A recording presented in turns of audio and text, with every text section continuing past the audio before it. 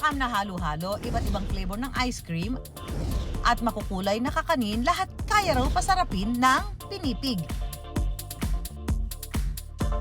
Cereals kung tawagin sa ibang bansa. Dito sa bayan ni Juan, pinipig yan. Sing sarap na, sing crunchy pa. Kaya nga basta panghimagas, madalas present ang pinipig. Pero alam niyo ba na ang Uber sa crunchy na pinipig, bago maging lamang tiyan, ginagawa muna sa pamamagitan ng paa?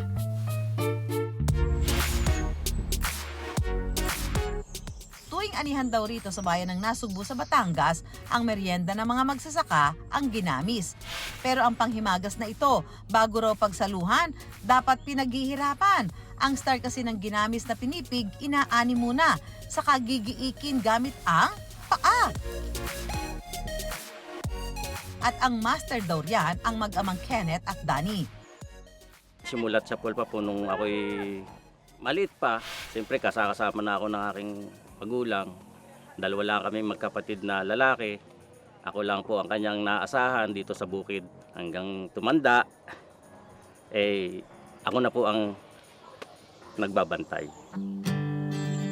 Malagkit na palay ang gamit sa paggawa ng pinipig. Ang pagtatanim nito, natutuhan daw ni Danny sa kanyang ama na 74 anyos na. At ngayon ipinapasa naman niya sa anak na si Kenneth na siyang katuwang niya sa pagbubukid.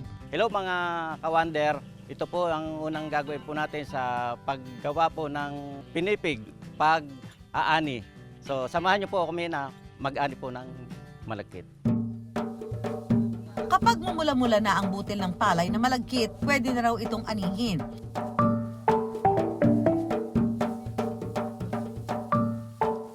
Gapas dito, gapas doon.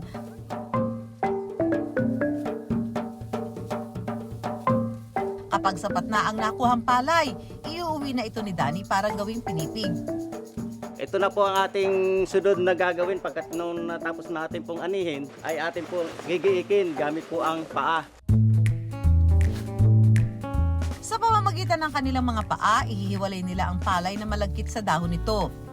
Kung tutuusin, pwede naman daw gumamit ng thresher o yung modernong makinarya para mas mabilis ang paggiik ng palay. Pero para kina Danny, doon pa rin sila sa tradisyon na nakasanayan.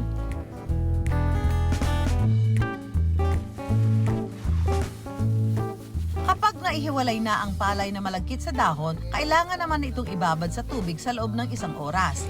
Ito mga lumulutang na to, wala kasing laman to kaya ito. Kaya ginagamit lang namin to patuka sa manok. Susunod! Sa hinaba-haba nga naman daw ng pag-aani at pagbabayo, pasasaan pat ang pinipig, pwede nang gawing ginamis. Nag-explode po sa bibig and lasang-lasa po talaga yung pinipig and super crunchy. Kapag nahugasan na ang palay, iluluto naman ito sa isang kawali hanggang sa lumambot. Palala lang mga ka-wonder, huwag na huwag itong susunugin. Kapag malambot na ang palay, agaran itong babayuhin para maihiwalay ang balat at magpormang pinipig. Matapos ang 30 minutos na pagbabayo ng palay na malagkit, isusunod ang pagtatahip.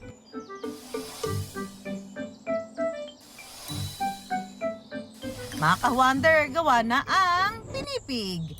Ang paggawa ng pinipig, ano lang naman po yun, isang beses lang dito isang taon dahil ang pag-aani namin dito, asa lang sa ulan. Sa hinaba-haba nga naman daw ng pag-aani at pagbabayo, pasasaan ba't ang pinipig? Pwede nang gawing ginamis. Yo mga kawander, so ngayong araw na to tuturo ko sa inyo kung paano gumawa ng pang merienda namin dito na ginamis. Turo pa sa akin ng mga tatay at kalululuhan pa namin dito. So tara, samahan nyo ako mga kawander. Una munang babasain ng tubig ang pinipig, saka ito hahaluin hanggang sa magdikit-dikit. Bali kapag nakuha na natin yung gusto nating consistency ng ating pinipig, ay pwede na nating ilagay yung ating pangalawang ingredients. Yun yung nyug. Isunod ng ilagay ang asukal, depende sa gustong tamis. Haluin lang maigi at pwede nang lantakan ang ginamis.